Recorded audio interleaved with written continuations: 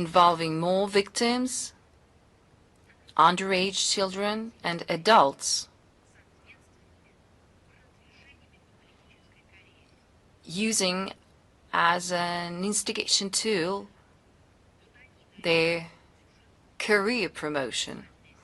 That is who gives the Kiev regime immense funds to kill civilians, to kill children, to legalize in Ukraine, as Zelensky did in 2014, the so-called black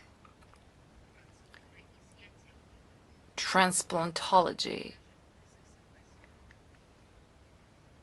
Body organs are being taken from people without their consent. On the 3rd of February, NATO Secretary General Mark Rutte re-emerged in Kiev. He stated that after the peace agreement in Ukraine, once it is adopted, some troops, weaponry, aviation and maritime forces will appear from so-called the coalition of the willing. After what we now know about the Western elite from Epstein files, it has a new image now. So these troops will be headed by Great Britain and France. Of course, these are unhidden plans of the foreign military intervention. For us, this is unacceptable. On multiple occasions, Russia said that the deployment of any troops, any Western troops in Ukraine under any flag will be considered as a threat to our national security, and these troops will be considered as a legitimate military target. Let me remind you that this extension of the alliance has become one of the underlying causes of the conflict, and the settlement requires its elimination. Russia will do that using various ways, including military and political methods. And speaking about the democratic present in Ukraine after believing Western promises about their good future, there are still corruption scandals ongoing in Ukraine, especially after the situation with the funds that were embezzled. They were allocated to be used for light, heat and water provision, but it went other ways. That was a so-called counter-corruption center measure which concluded 7 agreements with the municipal enterprise Kiev Teploenergo. It turned out that a company called New Perspective Lux was headed by a female cook residing in Slovakia and who has no experience in energy provision. On top of that, the news told us that a generator which was previously donated by Poland to Ukraine emerged on a large Ukrainian marketplace, OLX. It shows a true attitude of Bankova to people. The main idea is to fill up their pockets, and they don't care about the expectations of ordinary citizens. Instead, the regime of Zelensky, with the support of Westerners, kills people, taking them to prisons, making energy experiments regarding their own citizens. If someone dares saying that it is not the Kiev regime which is responsible for that, I will say no, it is the Kiev regime and its sponsors who are responsible for undermining energy lines in Kiev. They wanted not only to have an explosion, but to undermine electricity lines in general, which would put on hold electricity generation for the Crimean Peninsula. It is the regime that was responsible for a many-year water blockade. This is the Kiev regime which keeps using drones to drop explosives, which keeps exploding gas stations.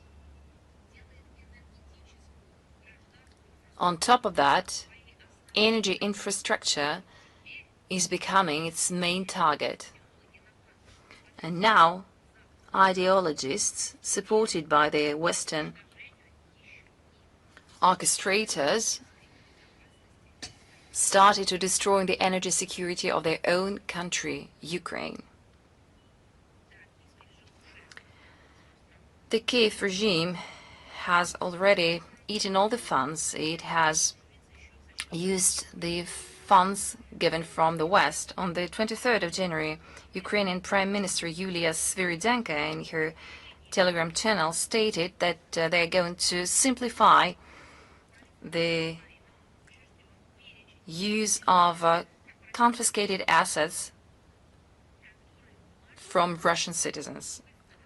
She claimed that 26 corporate rights will be put on sales through the open tenders, and the revenue will be used through the fund of elimination of the consequences of the military aggression to restore the infrastructure economy and to support people. You see how it looks when we now know where these funds go. So the regime used to allocate these resources to restore its economy, but now it is simply going to take these funds.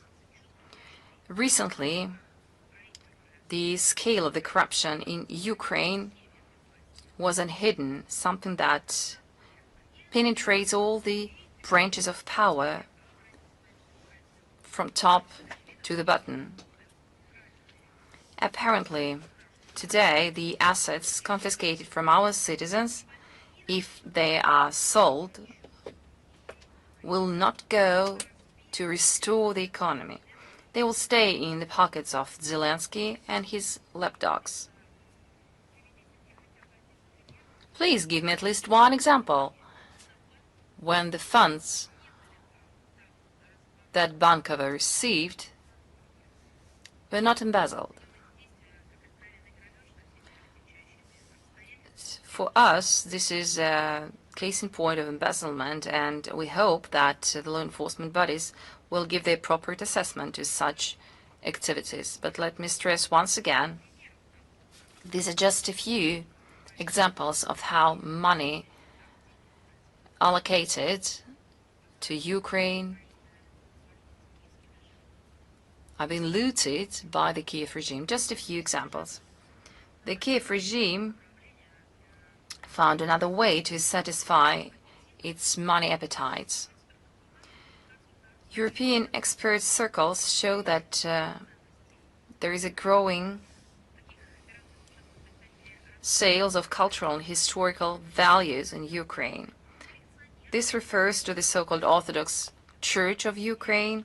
It comes to collectors and, of course, there is officials. Under the pretext of temporary transition, these objects are used to decorate rooms that belong to those collectors.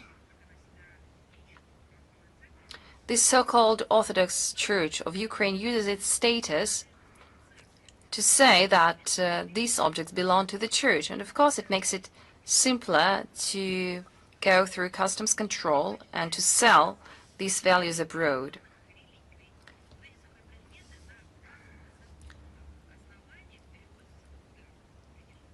Under a concocted pretext, these objects are transported to Poland and from that to Belgium, Italy, Spain and Germany.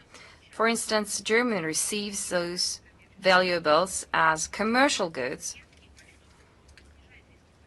Hostile services are engaged, thus reducing customs and customs burden and the burden coming from other controlling bodies. So as for those auctionaries, they are located in Great Britain, France, Sweden, Denmark, and Netherlands, and they end up in private collections. Amidst all this, let us not forget about the historical memory, which is being destroyed, something that is not on sale. On the 30th of January, with the photos of the director of the Ukrainian History Museum, Yuri Sachuk, takes off the letters from the monument Heroes of the Front. Their names are immortal and the thieves will live forever. This hideous action was described by the objectives of restoration, further conservation, and museum rethinking, quote unquote, in the context of a continuous work so that the memorial space would speak the language of the modern Ukraine. So the modern Ukraine that has legalized everything, all those dog head, all those swastikas, so that's the modern language. But do you know many restorators who would come with rusty hammers and take off parts of monuments in order to conduct restoration work? No, I am not aware of anything like that. Actually, the purpose, it was not concealed to erase the memory of those who fought against the Nazis during the Great Patriotic War. So it's around 7 million who fought, and around 1.5 million who sacrificed their lives. It's the so-called decolonization of Ukraine, and there was an address to the National Memory Institute and the Ministry of Culture in order to rename the library in Kharkiv. It is named after Vladimir Korolenko, who criminally wrote his works in Russian, allegedly. Is that normal, you think? Actually, Sharikov, he did not even dream of that. It's some beastly level of dehumanization, of barbaric action. It's even degradation. Also in Kharkiv, neo-Nazis destroyed a memorial plaque to fallen Soviet soldiers installed by employees of the Kharkiv Institute of Physics and Technology. Modern-day Ukrainian Nazis literally spit in the souls of millions of people, but they will not succeed in trampling on true history and the gratitude of their descendants. We will preserve it in our school books, in our documentaries, in our libraries. We will convey to future generation, future Ukrainian generation, their history. And we will do our best for the memory of our ancestors, never to be erased. Modern Ukrainian Nazis, as I have already mentioned, they have led to some unlimited level of cynicism. It's even not about cynicism no longer, because cynicism, it implies some dichotomic game between reasonable things and hypocrisy. Here there are no longer a game, no bipolar things, but no one chooses anything. It's just instincts of destruction. It's just about that are full scale. Just have a look what is happening in the language area. The Commissioner for the Protection of the State Language, Madam Ivanovska, she can be called the Sprachenführer. Literally, she just overacted herself. On one of the channels online, she expressed outrage that Ukrainians immediately switched to the Russian language when the law does not require them to speak Ukrainian. A quotation from Madam Ivanovska: "Even if you are at work, you decide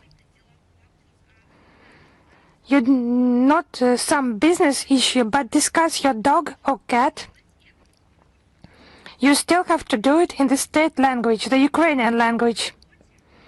Because you are at work, you are in a public space," Yelena Ivanovska stated.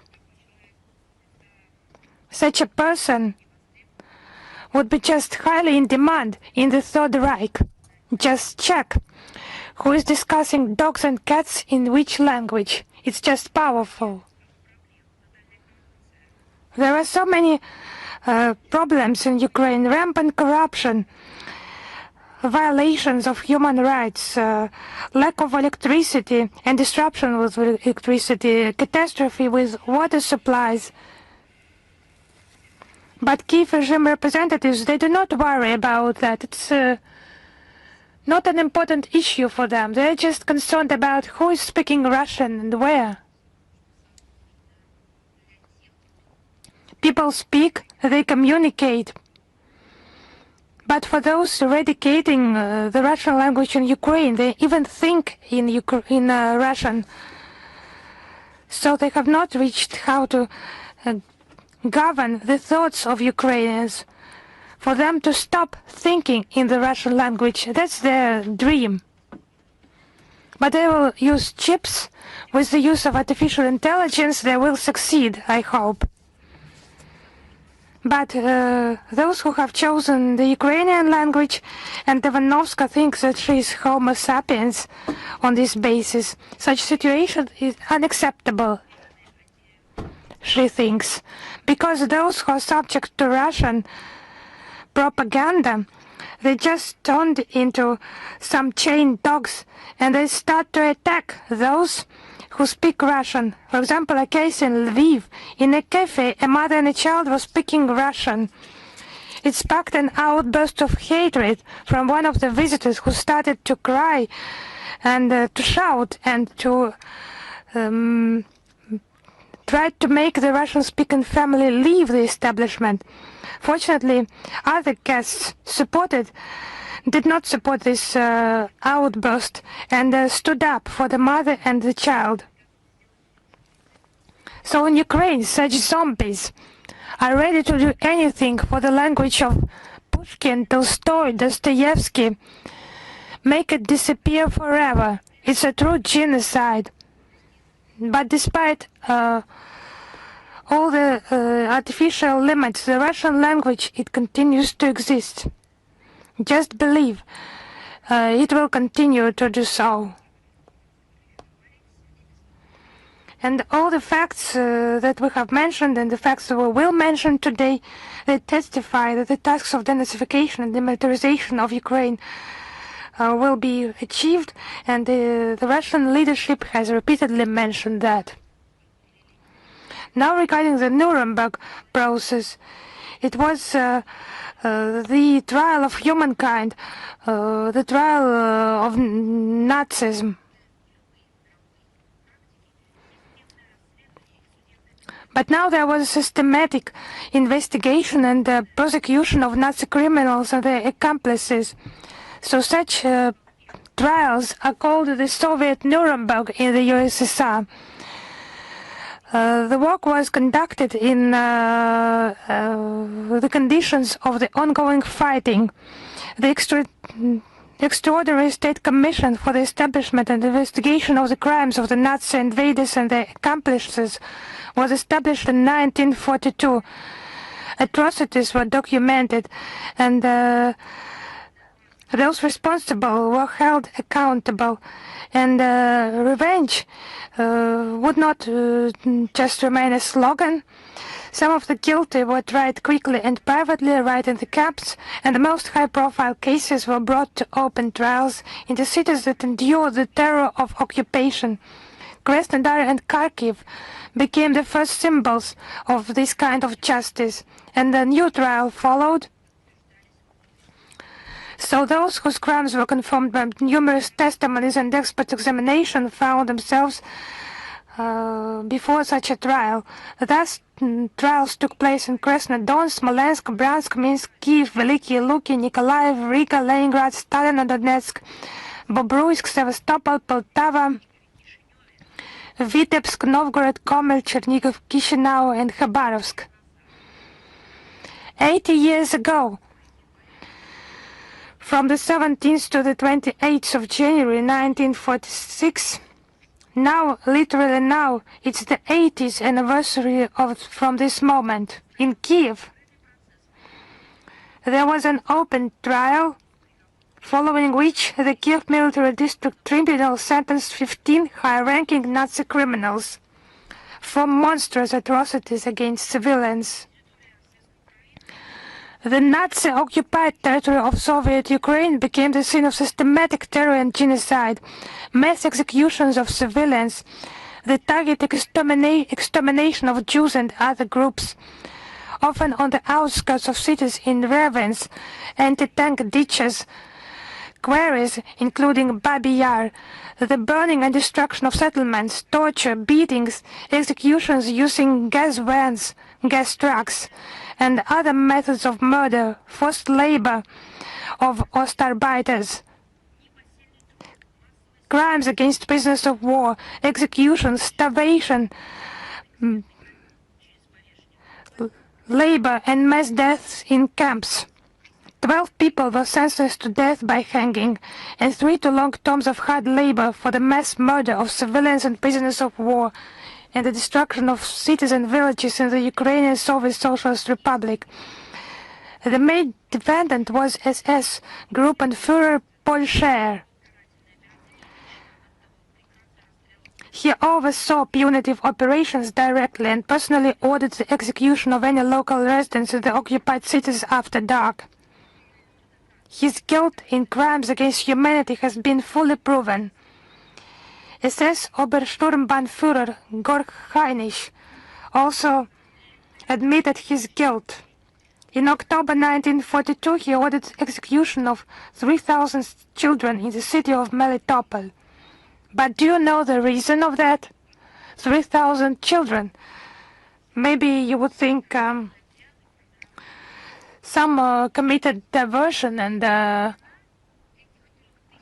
the guilt of those 3,000 children.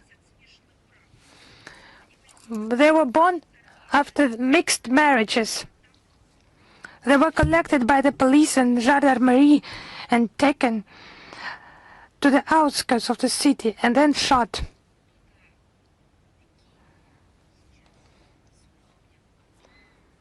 Maybe someone in Kiev remembered how honest and heroic their ancestors were back then.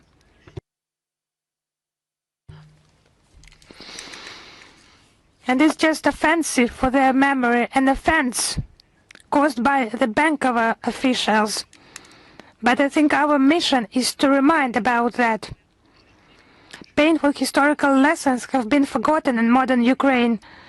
The Zelensky regime and his militants have long surpassed their ideological idols from the Third Reich in cruelty and hatred.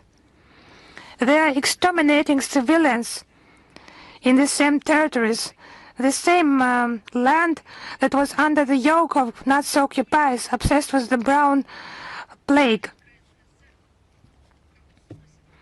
And their descendants now live within the former Ukrainian Soviet Socialist Republic. Their monuments are destroyed,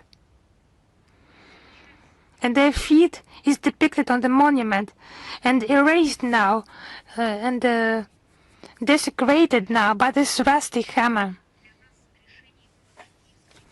For us, the decisions and conclusions of the Kiev-Nuremberg remain relevant. Any crimes against humanity must be assessed legally and morally. Therefore, like our ancestors 80 years old, we are working comprehensively to bring to justice Ukrainian neo-Nazis and foreign mercenaries guilty of atrocities against the civilian population. The efforts of the investigative committee and our national courts handling such cases and making decisions of that. The work by Rodon Miroshnik and Maxim Grigoriev, they just operate in their own areas and promote our ideas in the information space, the media space. And the main, very important role is played by the international community. They do not allow to forget about the bloody crimes of the Banderites. I would like to draw attention to articles by Russian and Belarusian historians Eduard Popov, Ukrainian Nationalism Today, Sources of Origin and Ideological and Political Typology, and Kirill Shevchenko, From Galicia, Rus to Western Ukraine. And also a book by Yegor Yakovlev, Nazi Genocide of the Peoples of the USSR, Unknown Pages, edited under the auspices of the Russian Historical Society. And I would like to add by myself, do find the links to the relevant material, the text version of the Today briefing, and please find the coverage of the cinema chronicle of the Nuremberg Tribunal, the tribunal over the Nazis. This testimony exists. This documentary coverage, for example, by Dina Pronicheva, who survived in the Babi Yar tragedy and found the force to become to testify about the crimes of the Nazis on the territory of Ukraine. If you have not seen this coverage, your life will no longer be the same. It will be a shadow of horror of the tragedy, and on the other hand, of the courage and persistence of those who lived through that hell and found the forces to condemn those criminals, and then who have lived a dignified life. And it will be a shadow what is done with their memory today in Ukraine. Those who are ready to sell everything, mother and father, grandfather, brothers and sisters, everyone. The main thing is unclear for what. Maybe not for money, but for the loyalty of this process of dehumanization. Now have a look. It's a different topic. It's not about history, it's about modern days, but it's connected with what is happening today in Ukraine. The Nord Stream. The Western countries, they do not abandon attempts to avoid responsibility for the bombing of the Nord Stream gas pipelines in the Baltic Sea. In January this year, Germany, Denmark and Sweden circulated a letter at the UN Security Council on the progress of the investigation and the sabotage.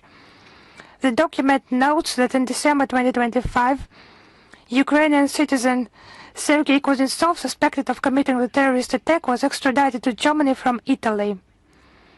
So it's a long-known fact. The arrest of Ukrainian intelligence officer Sergei Kuznetsov on suspicion of involvement in the gas pipeline bombings. Once again, this letter claims direct quotation, impartiality and independence of the German investigation. The idea of this entire letter is the principles of the rule of law and Berlin's commitment to upholding its national obligations.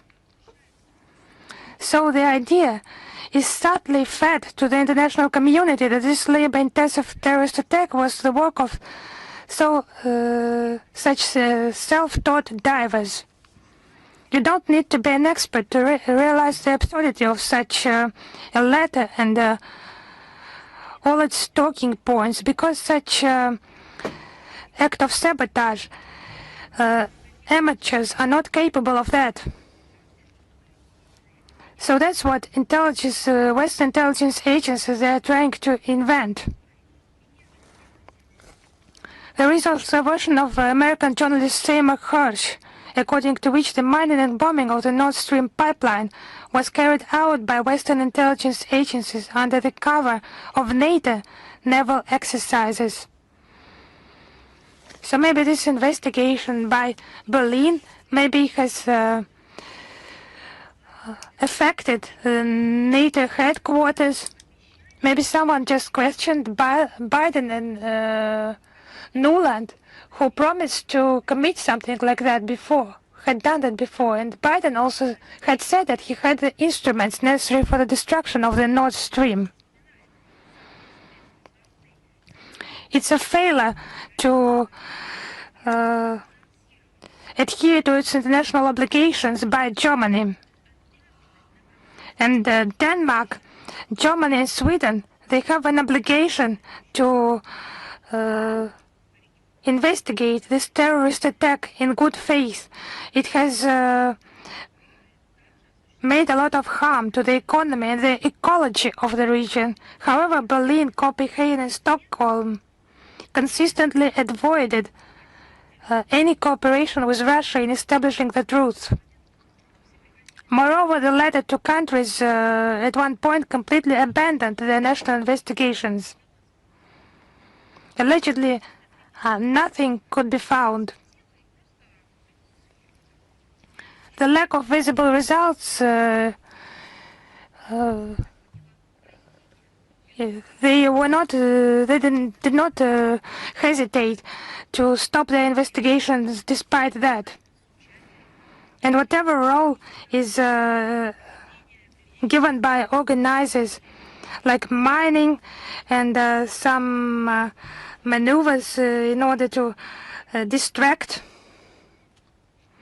and the informing of stakeholders during the process itself, and on the outcomes, the authors of that letter that just forgot to mention about other Ukrainian suspects, also about Zhuravlov, who was also placed on the international wanted list. According to the available information, he is currently in Poland, but Warsaw categorically refuses to extradite him to German justice, violating international obligations, not to mention Ukraine. That is literally a safe haven for those divers. We will just continue to seek the truth about Nord Stream explosions, including measures by Russia at the UN Security Council. No destructive steps by Westerners will shake our resolve to ensure justice, and sooner or later those responsible for this act of sabotage will be brought to justice. The situation in Moldova. Once again, they follow the principle: if something goes wrong, it is Russia to be blamed. In our previous briefing, we gave comments to the crisis situation in the energy sector of Moldova caused by the combative actions by the official Chisinau. On the 28th of January, the head of Moldovan Minister of Energy stated that the significant growth of tariffs on energy in the Republic was owing not to the internal decisions, but, once again, quote-unquote, Russia used energy as a political weapon, end of quote. Moldovan authorities seem to have forgotten that in December 2022, they solemnly announced their rejection of the Russian gas. Once again, another quotation: now Russia will not have any tools to blackmail us. And once again, in Chisinau, we hear about some kind of energy weapon of Moscow. Well, it seems to me that you have reached all your objectives, let's say approximately 4 years ago, or isn't it so? Please try to be clear about whether this weapon exists or not. We gave all the comments from our side to those statements. As long as we're talking about energy, let me remind you that all the industries in Moldova were established under the Soviets, the time that they hate so much, that they like demonizing. I'm talking about authorities, not about citizens. After the Great Patriotic War, the energy system of Moldova was built from scratch in record times. In 1948, compared to 1940, electricity generation grew by 39-fold. Less than 3 years passed after the end of the Second World War. Imagine starvation, damage, destruction, so many wounded, so many challenges. But at that time, the Soviet authorities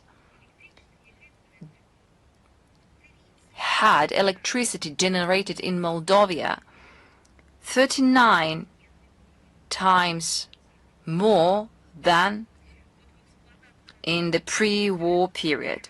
The commission of a powerful Moldovan water power plant and the first and the second power plants and many other electricity generation plants allowed for a 25-fold growth of electricity generated. Moldova not only had electricity for industrial and household needs in the country, but it also supplied energy to neighboring states, including Ukraine and Bulgaria. In terms of electricity produced per capita, Moldova left many developed countries behind. Another case in point, educational system. The USSR left to Moldova as a legacy its educational system, the system of primary, secondary and higher education built from scratch. According to the open sources, during the last 5 years, Moldovan authorities, under the pretext of optimizing them, closed over 200 schools and gymnasiums. As a result, the youth see no prospects to get a decent education at home and fleeing the country en masse. It is not that we are desirous to speak about Moldova, but we have to respond to their statements. So let us continue. The accumulated inflation rate between 2021 and 2024 reached an unprecedented level of 66%.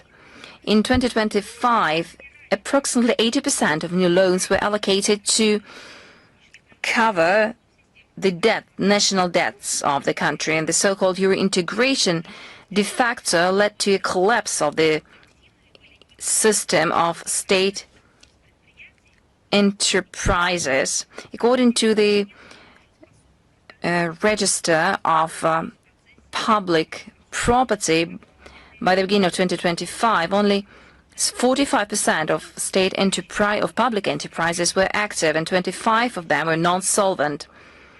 That is the reality of the former prosperous Moldova.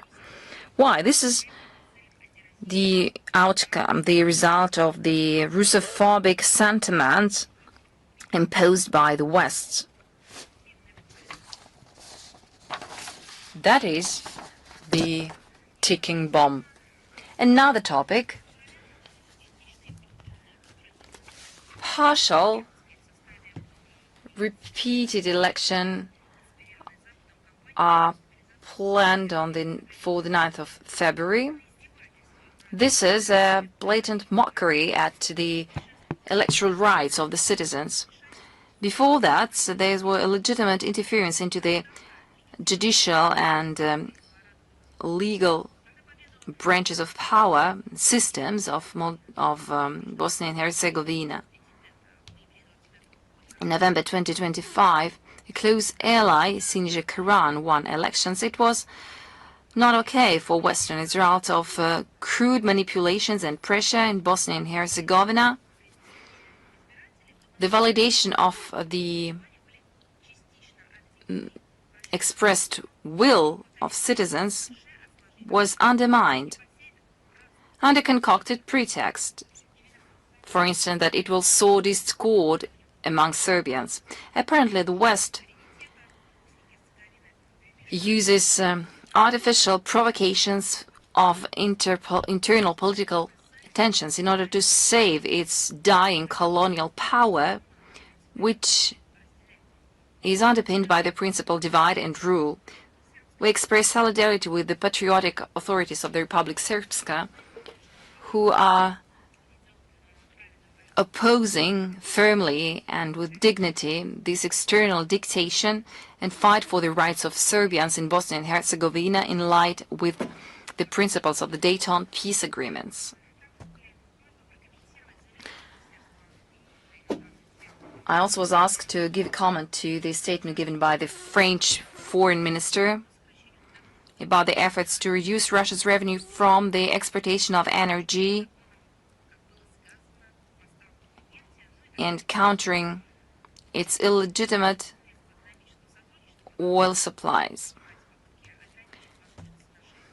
French persists in its attempts to restrict the possibilities of a bilateral trade. That is how we assess this statement by the Minister of Foreign Affairs of France, Jean-Noël Barrot, as he said. Было озвучено в ходе совместной пресс-конференции с министром иностранных дел Турции 27 января текущего года. Мы исходим из того, что многоплановое российско-турецкое взаимодействие в торгово-экономической сфере является взаимовыгодным, вносит существенный вклад, в том числе в обеспечение энергетической безопасности Турции и европейских потребителей российских энергоресурсов. Мы рассчитываем, турецкие партнеры, осознавая преимущества проверенных временем партнерских отношений с нашей страной, четко и недвусмысленно выскажутся против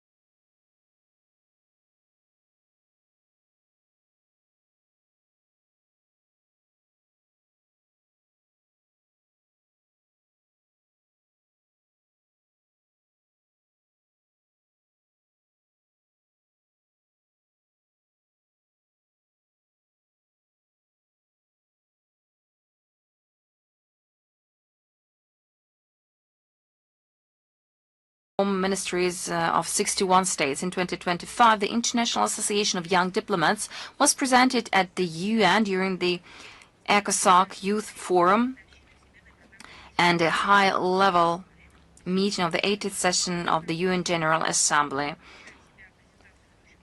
The business program of the conference includes a presentation of leading educational projects by MGIMO, and the Secretariat of the session will hold its session. The rector of the university, Mr. Tokunov, is expected to attend, as well as representatives of ministry, young diplomats, and employees of international organizations and federal executive bodies. Another interesting fact is that the UNESCO Mendeleev competition was announced. The prize was established in 2015 and is fully funded by Russia. It is one of the most interesting prizes, joint competition worth $500,000. The prize is awarded to those who promote basic or fundamental sciences. In 2023, Irina Iretska from Russia and Professor Klaus Mühlen from Germany won this prize in 2023. We expect the announcement of the winners of the third competition. The awarding ceremony will be held this year in Paris. The submissions for the fourth competition will last up until the 15th of March. So slightly over a month is left to submit your candidacy. Of course, we are willing to see bigger geography among candidates. Once again, you will find the links to this competition and to additional information about it in the text of the briefing. We are committed to promoting this through our ministry. As I promised, a few words about the Day of a Diplomatic Employee. Some of the words I'm going to say are traditional, but I'm going to say some exciting news as well. On the 10th of February, we are going to celebrate traditionally our professional day, the Day of a Diplomatic Employee. It was established by the presidential decree of the Russian Federation on the 31st October 2002. The date was selected for a good reason, because that's the date when the first Posolsky prikaz was documented. Apparently, our foreign policy counts many more years. We started counting from the early years, but that is the date that we selected for the professional day. The history of the Russian diplomacy counts more than 1 century. The construction of the Russian Foreign Policy Ministry repeats the status of the strengthening of the Russian statehood. Epoch changed, but cultural, spiritual values remained unwavering. In our profession, this is our commitment to sincere, active passion to our state, profound understanding of its national interest, robust commitment to the ideals of truth, cooperation, mutual support. These are the values that have been reflected in the UN Charter, all in all. According to the tradition, the ministry will hold a series of solemn activities, for instance, laying wreaths to memorial plates with the name of diplomats who perished while fulfilling their duties or on the fronts of the Great Patriotic War, as well as laying wreaths to the monument of Mr. Primakov and tombs of leading Russian diplomats. The ministry is going to inaugurate a few historical and documentary exhibitions. One of them is dedicated to the work of leading expert of the foreign ministry. These exhibitions will be inaugurated here, but they are going to be open to public because we're going to post it online as well. I'm not going to go into detail about these exhibitions because you will see them with your own eyes. In the 10th of February, in the evening, or rather in the afternoon,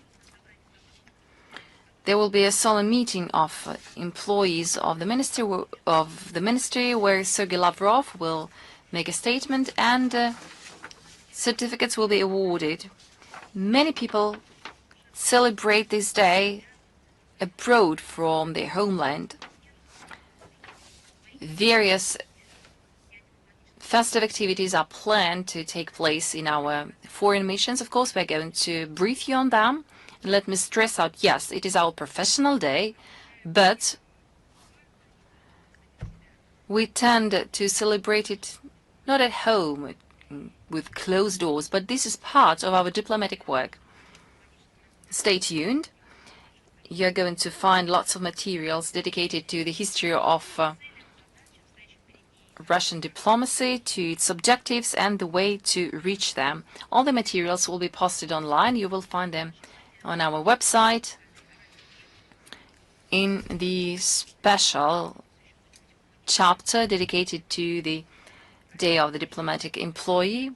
You will also find interviews and publications made by our ambassadors and so on and so forth. I'm going to also announce you that Minister Lavrov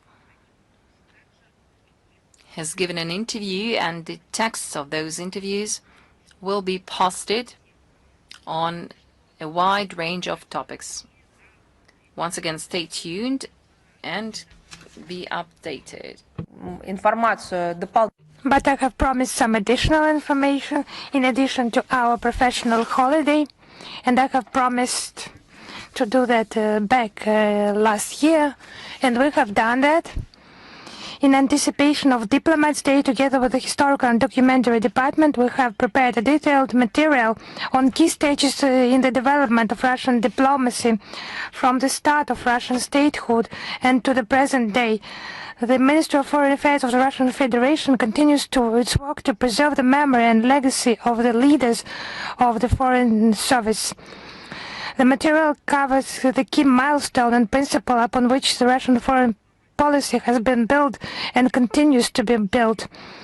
It's not just a history of negotiations. It reflects a millennia-long journey of Russia as an independent and distinct civilization. And our diplomatic service, continuing its tradition to tirelessly explain Russia's position on the international stage, and contributes to the formation of an objective picture of the world.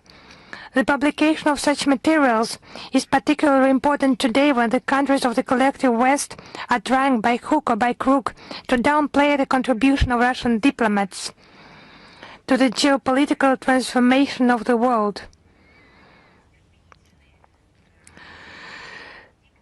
Some fake verdicts and statements are published. Key facts are distorted. It's all for the sake of short-term gain. But we know our history, and we will remind of that to those who surround us. We will continue to fight for the truth. A detailed material on the history of Russian diplomacy will be posted on the Ministry website in the Historical Background tab of the Diplomats' Day section. In addition, we will publish brief biographical profiles of the heads of the Foreign Ministry from the times of Peter the Great to the present day. We invite everyone to study the history of Russian diplomacy. And according to the tradition, a link to this section will be published in the text version of the Today briefing and on our social media accounts. In addition, we have done a lot of work with our historians and documentary scientists, and we have accompanied this material with pictures and photographs of the heads of foreign ministries of different epochs. It will be a good material for the preparation of articles, reports in anticipation of Diplomats' Day, and I am ready to answer your questions. Is international life with us? Yes, hello, Madam Zakharova. At the end of January, just several days ago, several high-ranking officers of the French Ground Forces Command, as it is reported, thoroughly studied the experience of historical battles by conducting a commander staff exercise using the Battle of Moscow simulation. So, as stated in this press release, French officers and staff members mastered troop command techniques in large-scale conflict conditions. How would you comment on this type of games organized by the French military? Indeed, I have seen these materials in the media. There were debates online. As we can make a conclusion from the publications in French sources, it refers to the exercise held on January 26-29 this year at the Gaming Bureau. It turns out there is such a bureau of the Prospective Combat Operations Command of another exercise where ground forces, staffs and units, as stated, it's a quotation, were introduced to the culture of tabletop wargaming. Based on the example of some games, one of which is Battle for Moscow, which was created in the 1980s. Back then, it is difficult for us to assess the practical benefit of such exercises. Certainly the defeat of the Nazi hordes near Moscow in 1941-1942 is closer to the present than Napoleon's army crossing of the Berezina in 1812. Or say the Battle of Poltava in 1709. However, each of these victories of Russian arms should firmly imprint in the collective memory of Europeans and just inflict ultimately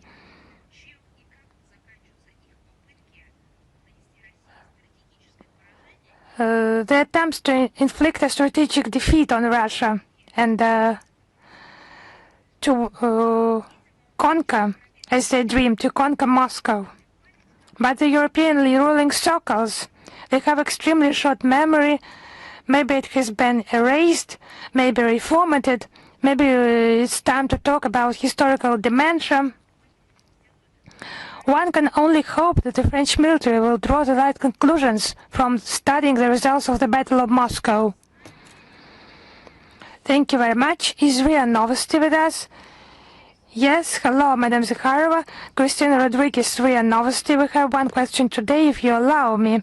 I would ask you to assess the situation in the Serbian province of Kosovo following the snap parliamentary elections held there at the end of last year.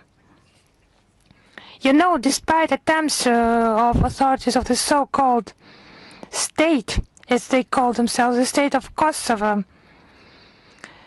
to demonstrate some kind of democratic process, the situation continues to deteriorate in practice.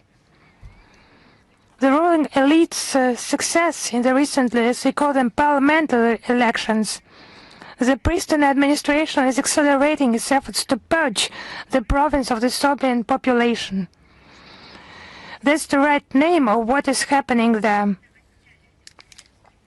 In violation of all applicable procedures, the Serbian least political party was stripped of one parliamentary seat, and it's just a violation of the rights of the Serbs. The so-called Prime Minister, of course, allegedly Prime Minister, ultranationalist Albin Kurti, he announced the implementation starting from the 15th of March of the so-called foreigners law prohibiting anyone, prohibiting the stay to those who do not have citizenship or some permit document. So Serbs living on their historical territories, they are declared actually outsiders. Another discriminatory vehicle law, which affects the entire fleet of Serbian medical, education and social institutions. Vehicles are required to be registered according to Kosovo Albanian regulations. So what democracy are we talking about? Where is this collective Brussels that has so much promised to Belgrade? Such promising European prospects, but ignores for some reasons the problems created to the Serbian people, to the Serbs right now. What has been mentioned, if we accumulate that, the rights of non-Albanian population are being violated, access to healthcare, to education as well, ignoring fundamental international legal documents and norms regarding the reconciliation process in Kosovo. And this Serb community, its representatives are being quickly arrested, and criminal cases are published. They are hastily fabricated and have all the consequences. So the EU, it ignores those violations of human rights. They just fight Russia on international platform, and also Serbia, when they fabricate charges, regard the criminal cases invented by themselves. Now they ignore the suffering of people to whom they have promised a bright future.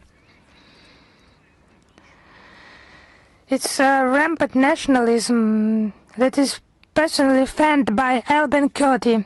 It's overlooked by the European Union, but it has committed to coordinating diplomatic efforts in Kosovo. It is either incapable or unwilling to act. It's just dirty aspirations, hypocritical and deceiving. What the EU has done in order to involve Serbia in the orbit of its interests and to fail to meet the obligations, to comply with what has been promised. Now we note Belgrade's response to anti-Serb provocations. Yes, it's becoming more and more difficult to do. But Belgrade, its actions are based on UN Security Council Resolution 1244, leaving room for dialogue with Pristina. The Security Council decision provides every opportunity to normalize the situation in the province, ensure sustainable peace, and ensure the rights of all peoples residing there, while other participants in the process boasting of universal European integration instruments as a way to resolve those problems. They have chronically and consistently failed all those instruments, and all the promises turn out to be false. Thank you very much. Is Xinhua with us? Yes, hello, Madam Zakharova. Xinhua correspondent is here. During a recent visit to China, the Secretary of the Security Council, Sergei Shoigu, criticized Japan's remilitarization. What are the dangers of these in the condition of the crisis, security crisis, and which measures are to be taken for deepening strategic cooperation between China and Russia in order to jointly address global and regional challenges? Thank you. We have repeatedly stated that Japan is moving toward remilitarization, and our Chinese friends share this assessment. They are concerned about the current policies by Senai Takaichi cabinet, including regarding Taiwan. We continue to closely monitor the situation and reserve the right to take the necessary measures to prevent damage to Russian interests and security in the Asia-Pacific region. What is well known in China and in the world in general Russia and China are consistently strengthening foreign policy coordination, which is a crucial component of the Russian-Chinese comprehensive partnership and strategic interaction, and serves as a stabilizing factor in global and regional affairs. Thank you very much. Thank you. Is Sputnik Abkhazia with us? Yes. Hello, Madam Zakharova. Hello. My question is as follows. Last week, you met with participants in the new Media of Abkhazia educational program. Approximately 50 journalists, bloggers, and media managers from the Republic. The project was organized by the administration of the President of Abkhazia, following the Russian New Media Workshop program. How do you assess this meeting and generally the effectiveness of education and social projects in Abkhazia similar to those in Russia? Yes, indeed. On the 28th of January, at the request of the leadership of the dialogue regions as part of the new media workshop, we met right here at the Ministry of Foreign Affairs with representatives of press services and media outlets and bloggers from Abkhazia. It was quite an open and an interesting meeting. It was the opening of the third training module of this program. The first two modules took place directly in Abkhazia, and now our colleagues from Abkhazia came to in-person educational events in Moscow. They invited us to the center's base, and we just invited them here in order to show them, demonstrate how we work. We discussed a wide range of issues, Russian-Abkhaz relations, approaches to promoting the positive image of our country's regional problems.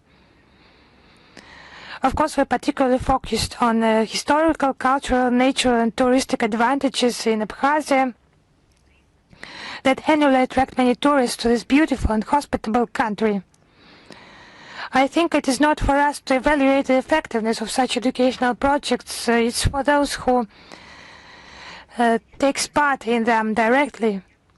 I think it was interesting, and those programs give a wide range of opportunities. And how the participants treat them, it's a question to them.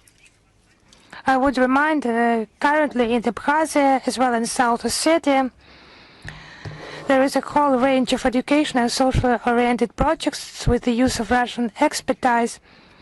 We interact with Team Abkhazia and Russia Land of Opportunities organization, the launch of School Navigators project in collaboration with the Rostes Center Institution, Knowledge First Education Marathon, and voluntary work of Dobro Center, together with Dobro.rf Association and others. We know that such initiatives are in demand in this republic and contribute to strengthening Russian-Abkhaz friendship. Thank you. Thank you. Is China Media Cooperation with us? Yes, hello, Madam Zakharova. We have two questions today. Donald Trump has recently made a statement that Narendra Modi has agreed to stop purchasing Russian oils, and Washington will reduce tariffs on Indian goods from 25 to 18%. How would you comment on this? U.S. President's claims to dictate to independent states with whom they can trade and with whom it is not allowed, they are not new, as well as India's position, which has repeatedly been voiced by the country's leaders, both in contacts with Russian counterparts and publicly. In economic cooperation, New Delhi is guided solely by national interests, making sovereign decisions based on commercial expediency. We have no reason to believe that our Indian friends have changed their approach. We remain convinced that India's purchase of Russian hydrocarbons is beneficial to both countries and contributes to maintaining stability in the international energy market. We are ready to continue close cooperation with our Indian partners in this area. Thank you. And on the 2nd of February, Vladimir Putin signed a decree establishing the years of Russian-Chinese cooperation in education in 2026-2027. What are your expectations from those years of education, and what impetus can they give to cooperation in the educational sphere? Let us have a look how those cross years of culture were held, and they were a great success. The public, it estimated them, assessed them accordingly. There were more than 400 various events organized. Those were official events, but the number of unofficial events who have supported this interstate policy, there were much more of them. This thematic project has taken bilateral and cultural humanitarian exchanges to new heights, significantly increased their momentum, opening up broad opportunities and establishing direct contacts between cultural and artistic representatives of both countries. 2026-2027 were declared the years of education between our countries.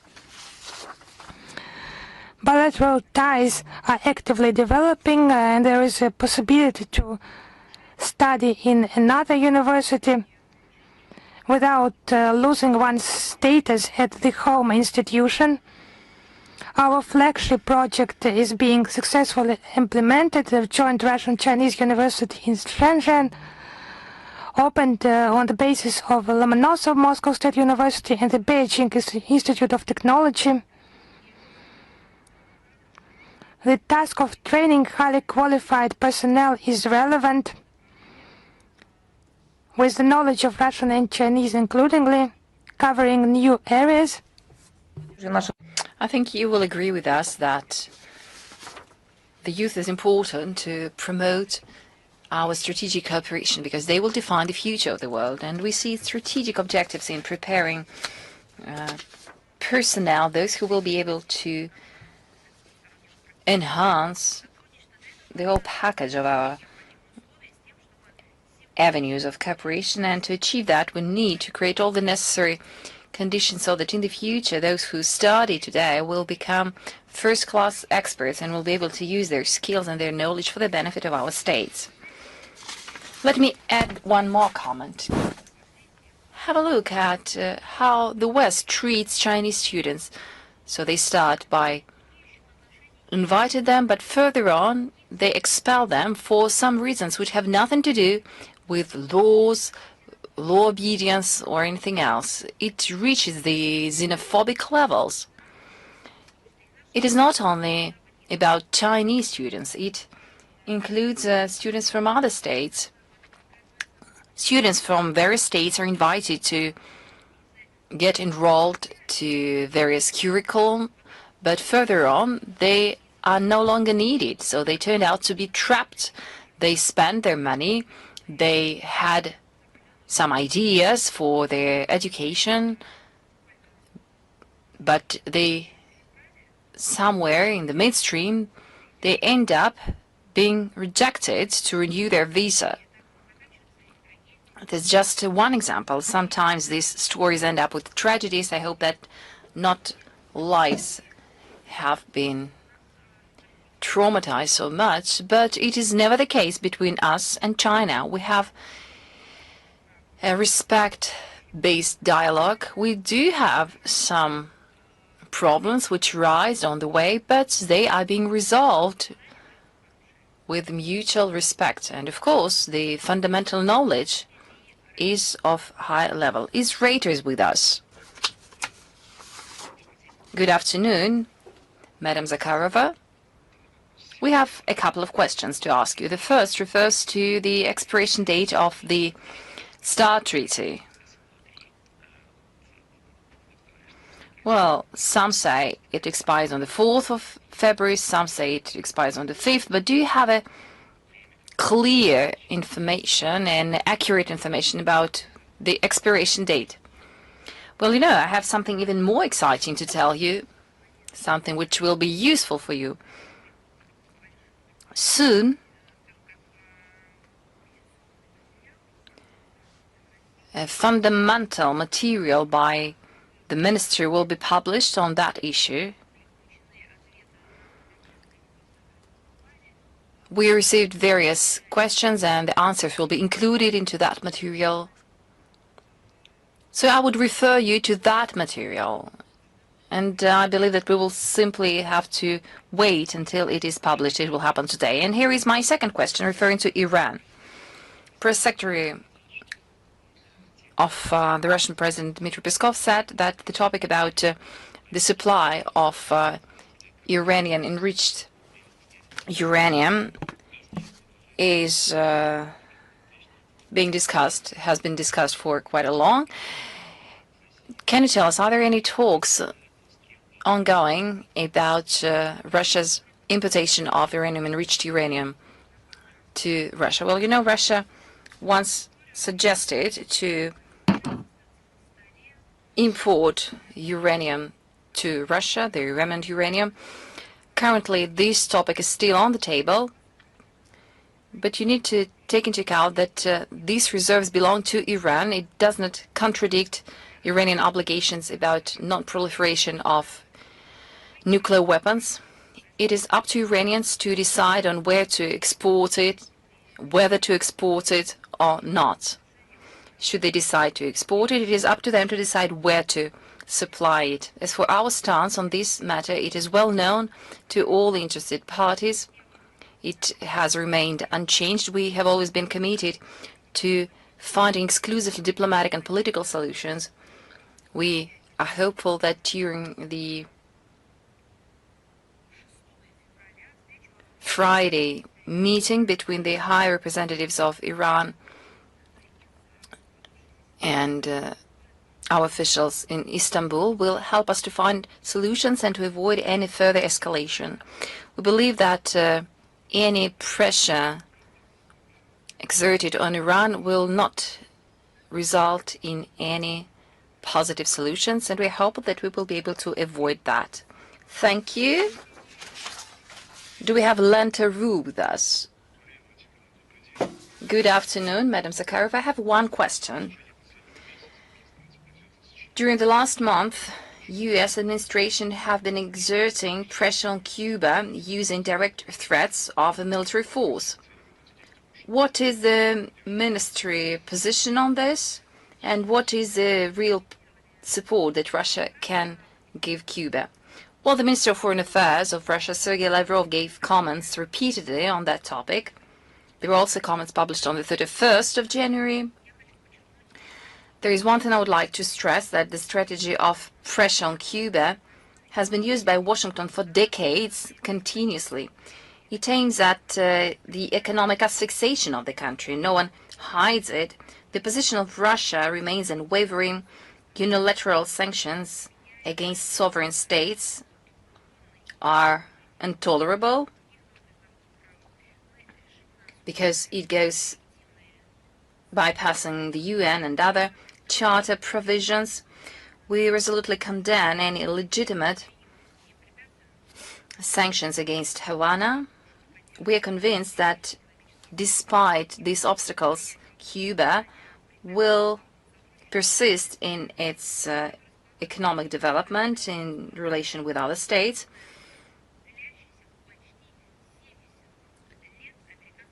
This social and economic situation is the result of the 70-year trade and economic and financial blockade imposed by the U.S., but we are committed to developing multifaceted cooperation with Cuba for the benefit of its citizens. Newsroom. We have two questions. In Finland, more often we hear about the possibility of restoring relations with Russia. Recently, we heard that Helsinki will have to build a dialogue with Russia. Previously, we heard that Finns are moving to Russia to work despite the closed borders. Are there any signals to restore a dialogue from Finland? And what is Moscow's stance on that? Well, you know, My opinion is that, first of all, it is up to Finnish authorities to restore critical thinking. They need to revamp their statements in a way. They need to forget all those Russophobic statements that they made over the last years. Once again, they need to restore this critical thinking towards everything they say. And somehow this has to be linked to their mouth to avoid all those hideous statements that they produce. I hope that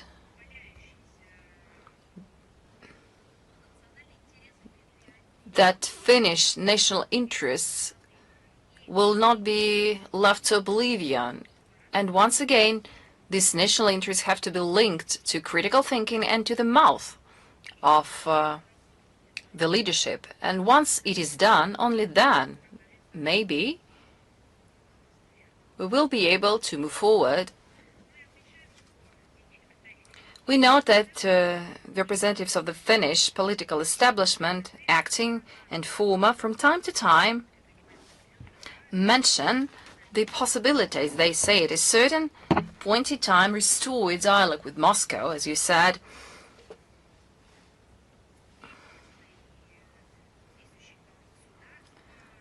The head of the government, Alexander Stubb, and Vladimir Kiviniemi, and Prime Minister of Finland, made such statements. Very often, such discourse is given with some conditions. For instance, the ending of the Ukrainian conflict, as if it was not their project. They say that even after the solution is found, the relations will not come back to the previous level.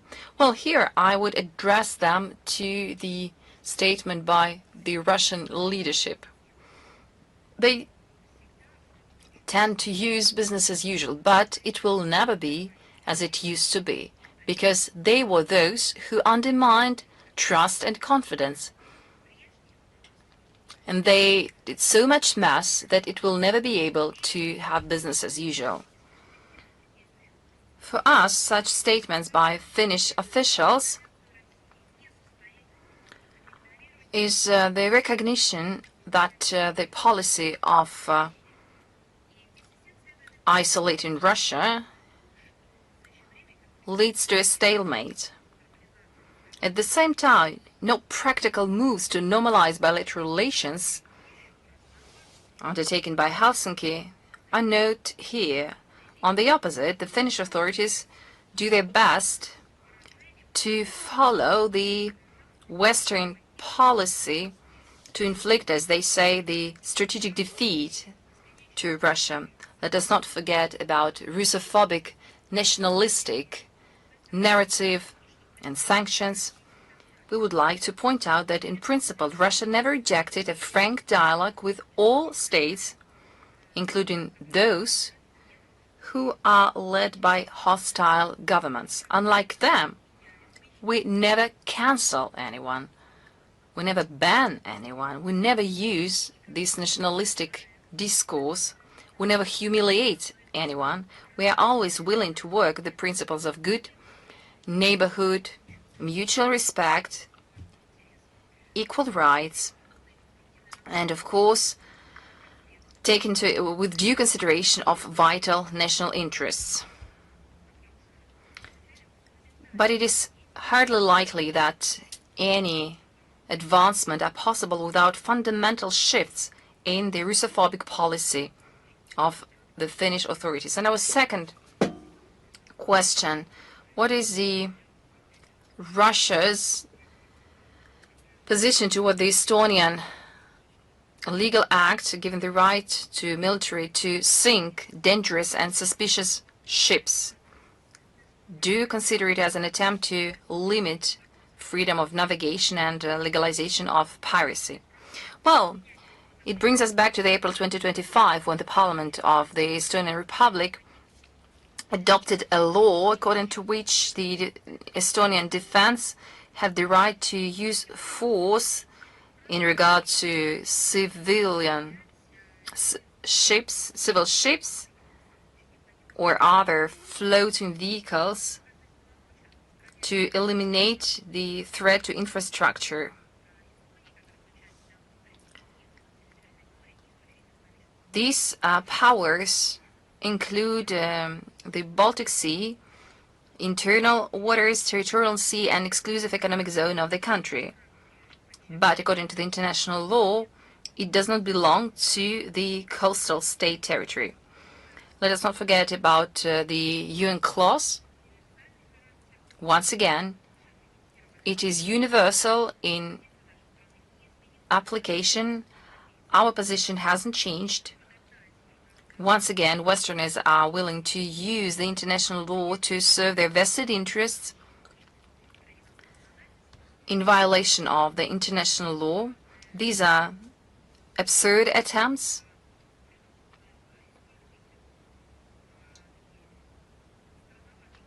They use quite bizarre constructs that they invent without any legal foundation. We said previously that our country is going to respond appropriately to risks and threats coming from Estonia. Estonians do not dare apply this new legislation towards Russian courts, but we call upon states to respect the international law of the sea norms. We are going to monitor the situation closely. Bold News are with us. Good afternoon. European politicians, they're saying more often about the breakdown of the historical memory. For instance, the president of Poland, Karol Nawrocki, condemned the Soviet Union in unleashing the Second World War and in its involvement to Holocaust, thus insulting the memory of Soviet warriors, liberators, and victims of genocide. And Kaja Kallas, the head of the European diplomacy, said that over the last 100 years, Russia invaded more than 19 states. How can we react to such statements? How can we protect the historical memory? Well, we reacted already to statements given by Kallas and by Nawrocki. Well, not all the states managed to get rid of their Nazi past. In the last years, more often we face the historical aggression, or rather historical dementia. We hear the growing war against monuments and memorials erected in honor of warriors with Nazism. We see memoirs being published where actions by those condemned by the Nuremberg Tribunal are glorified. Clearly, this brings us back to what we have been saying for many years about the history being distorted, being disfigured in order to rewrite it and to bring down monuments to the real heroes and to erect monuments to criminals. These actions cannot be justified by whatever objectives, geopolitical objectives. Such activities, sometimes with connivance or with support of the official authorities, play into the hands of those who glorify racial purity and racial or ethnical discrimination. But let us once again remember what kind of example it sets for the younger generation. It is encouraging that many states, like Russia, condemn such manifestations. Russia repeatedly submitted to the UN General Assembly its resolution on the 15th of December 2025. The plenary of the 80th session of the UN General Assembly adopted the draft resolution submitted by the Russian Federation for the 21st time. 119 states expressed their support to the resolution. It is noteworthy that European states prefer to abstain from voting on this initiative, and the US delegation, who put to a vote our project under the pretext of caring for the respect for the freedom of peaceful assembly and association and the freedom of opinion and expression, they did not hesitate to justify their position in order to promote notorious revisionist approaches to the Second World War, including the thesis of the equal responsibility of two totalitarian regimes for the outbreak of the war. Once again, it is not about political correctness, not about manifestations of the freedom of opinion, but it is about falsified results of the Second World War, about the desire to rewrite the history. Absolutization to of the right to the freedom of expression and freedom of assembly and associations contradicts the spirit and letter of the International Covenant on Civil and Political Rights and the International Convention on the Elimination of All Forms of Racial Discriminations. Of course, I would like to point out that our Western colleagues for many years tried to convince us that the topic of the above-mentioned resolution has nothing to do with the current problem of modern forms of racism. But if we're talking about distant past, why does the collective West oppose vehemently the Russian project? We believe that the problem of glorification of Nazism is tightly interlinked with another cancer, I would say, Russophobia. Everything that has to do with our state requires cancellation or total rejection. The Minister of Foreign Affairs of the Russian Federation has contributed a lot to fighting against the falsification of the history of the Second World War, has contributed to countering the revival of Nazism, and drew attention to the situation with the Soviet military memorial sites. The scale and the depth of the practice to eliminate the monuments to the heroes of the war have enhanced. On the eve of the 9th of May 2025, a brief report was published by the Ministry on the topic 80 years after the Great Victory, the shadow of Nazism once again covers Europe. In September 2025, another annual report was prepared on the situation with the glorification of Nazism. You will find a link to all those documents at the end of this briefing.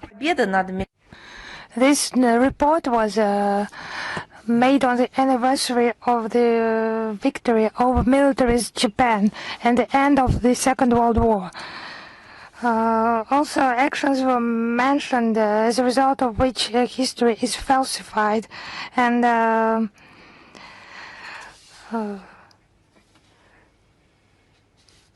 it's about participants from Italy, Germany, and Japan, with the mention of the Nazi regime and the situation in the 1930s and the revanchist ideas. So that's our reply for the attempts to falsify history and change the outcome of the Second World War. So we remember the crimes of militarists and Nazis, and the work will be continued. Thank you very much. Thank you. Is Varel with us?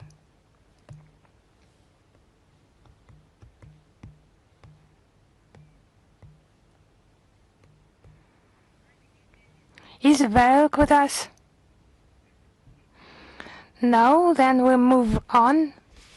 Is Anadolu with us? Yes, hello, Madam Zakharova. We have one question today. Yes, hello.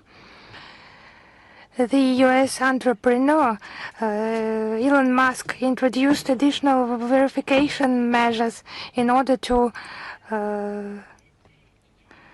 restrict the use of Starlink terminals by Russian users. So what is done in order to argue those measures? I would remind you, the operator of the Starlink system is a private American company. It does not provide services in our country. Moreover, to operate such systems in our country, any foreign company must obtain permission from the regulator and comply with national legislation. We have documented numerous cases of a company refusing to comply with our requirements. There are illustrative examples of the use of this system during the recent anti-government protests in Iran and Venezuela, and support provided for terrorist groups in Africa and Southeast Asia, as well as to Ukrainian armed forces. And we initiated the holding of an area formula meeting, an informal UN Security Council meeting on this topic on the 29th of December 2025, and reaffirmed the need for low-orbit satellite internet system operators to respect the legislation of national legislation of the states in whose territories they provide their territories. Thank you. Is the Voice of the Fatherland with us? Yes. Anastasia Abramova, Voice of the Fatherland. We have two questions today. The first of them, recently Andreas Prutz made a speech in the Latvian Seima. He stated that Latvia must take the lead on issues of halting Russian trade in the Baltic Sea. How would you comment on his statements? We actually daily comment on statements by various Western figures who just make empty statements wearing some glasses of their own. Usually the Russian Ministry of Defense makes comments on this matter. You can approach them for comments. If you need our assistance, we would provide it. Thank you very much. My second question. Prime Minister Mikhail Mishustin announced the completion of a significant number of tasks under the Union Treaty with Belarus, strengthening independence from foreign supplies in industry and creating a unified economic space.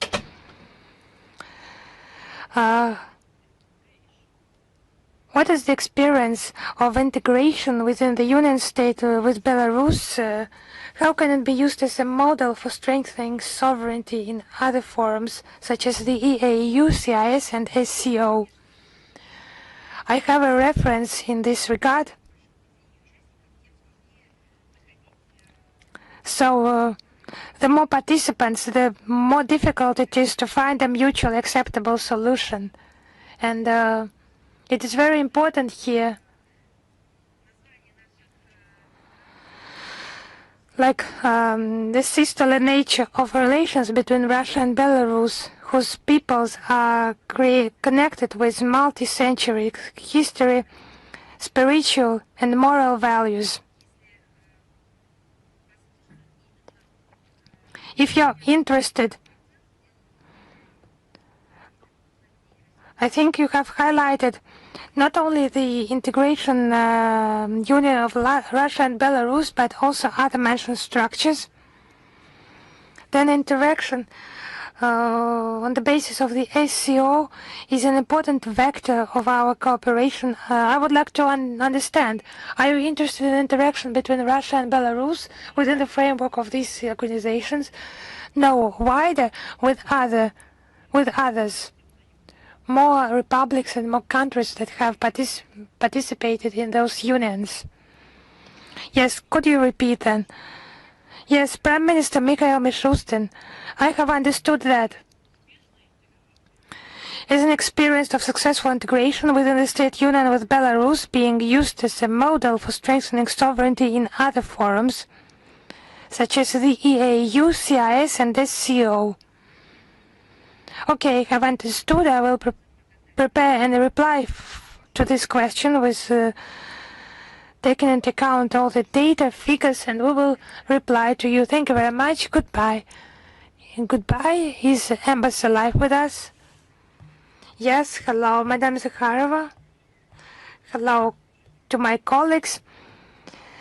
I represent Embassy Live, the Embassy Live media outlet, and I have two questions. The first one, on the 29th of January, the UN Civilization Alliance Forum was held. How do you assess those actions and what are the approaches of Russia on this important international platform aimed at intercultural and interreligious dialogue? I would remind that Russia was one of the founders of the UN Alliance of Civilizations established in 2005, and our country is a member of its group of friends. We view the Alliance of Civilizations as a promising platform for expanding inter-civilization and interreligious dialogue.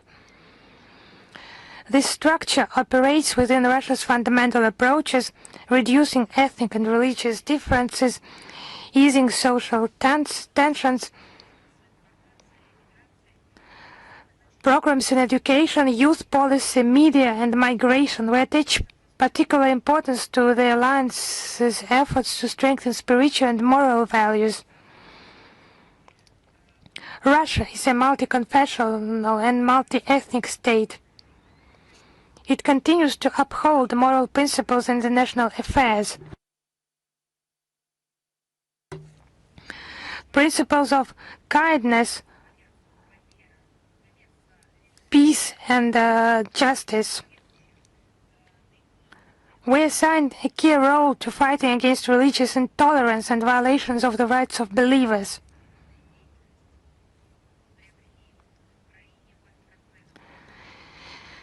Such actions have been particularly destructive on the territory of Ukraine, whose authorities have systematically persecuted the canonical Ukrainian Orthodox Church. Such actions undermine the foundations of interreligious dialogue, create the basis of such a total not only intolerance but hatred. Basis for social conflicts, contradicts international obligations. We hope that the alliance will continue to expand its constructive activities. We are ready to provide every possible assistance in realizing its potential and deepening cooperation in achieving peace and harmony among civilizations. Thank you. And our second question. On the 29th of January, President Vladimir Putin hosted a visit of Sheikh, the Emir's Sheikh in the Kremlin, and the parties discussed international situation and the situation in Ukraine.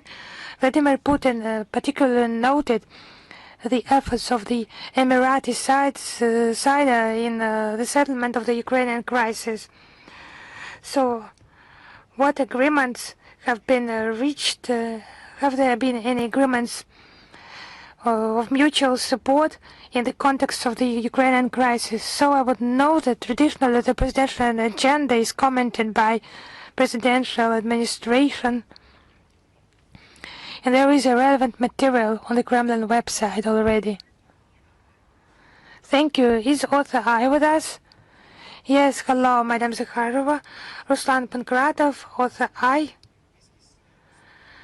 Taking into account a full ban of the European Union on Russian LNG imports by 2027, how far as a practical reorientation of Russian gas supplies and oil to Asian markets has gone, including Southeast Asia, India and China.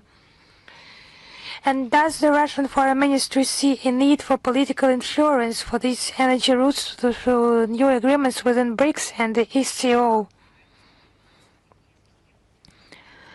But you see that as of today, the destructive actions by European countries and NATO countries have turned energy space, energy markets into an arena of confrontation globally.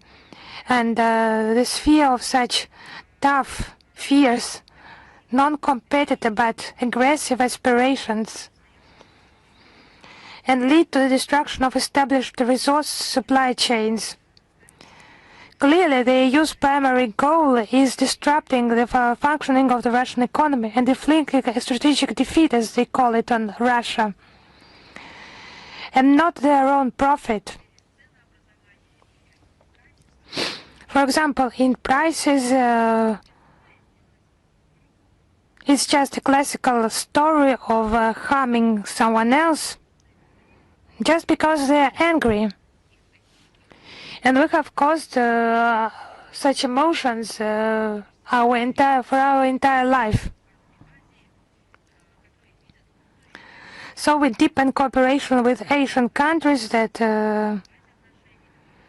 see the future as productive development, productive interaction.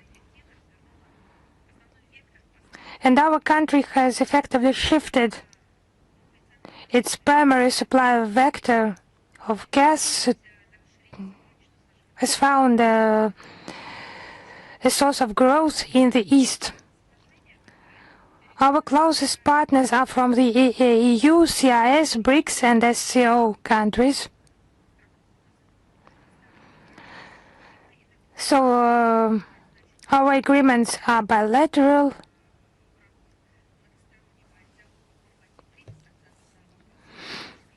and BRICS multilateral dialogue plays an important role, like non-discrimination of any fuel type, taking into account the specific characteristics and development priorities of our countries. It is reflected in the relevant statements by BRICS leaders and ministries. In particular, is the final declaration of the 17th BRICS Summit, Rio de Janeiro, the 5th-7th of July 2025.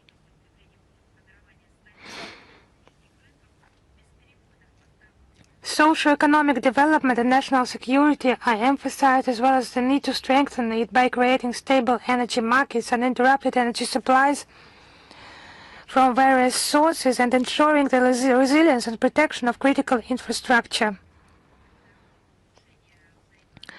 Last year, the BRICS Energy Cooperation Roadmap for 2025-2030 was adopted. It includes expanding hydrocarbon supplies and improving the interconnectivity of energy systems. The BRICS Energy Research Platform is successfully operating.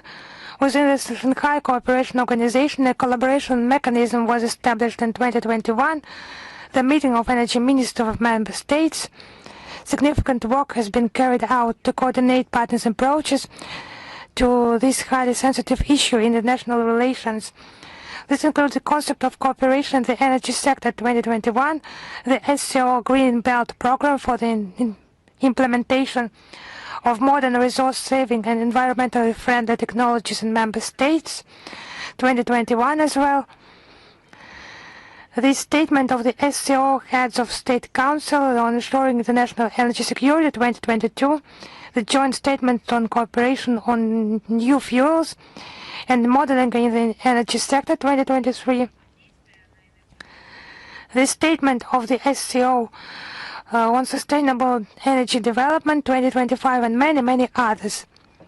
Currently, the strategy for the development of energy cooperation of the SCO member states through 2030 has been adopted in Astana. It was adopted on the 4th of July 2024. Last year, at the organization's summit at Tianjin, a roadmap was adopted. In particular, the SCO's trade and transit potential, exploring the possibility of diversifying export routes, including natural gas and liquefied natural gas markets, deepening cooperation between petrochemical producing and consuming countries, creating joint projects for the production of hydrocarbon-based products, and many, many more. If necessary, the SCO platform could be used to discuss and coordinate popular projects in the oil and gas industry. Thank you. Thank you. I would ask, I have already invited this media outlet, but did not get a reply. Is Verelk with us? If not, maybe some technical issues, or the issue has been cancelled, the question has been cancelled maybe. If the journalists have not received an answer from us, we can reply individually. Please send your questions. And the questions I have already mentioned, we will prepare additional materials. You will get your reply in the nearest time. Thank you very much. I would like to draw your attention for the second time that very soon the interview of Sergei Lavrov, Russian foreign minister, will be published to RT channel, and it will be in the coming days. A detailed interview on the relevant international agenda and in the context of Diplomats' Day. Thank you very much. All the best to you.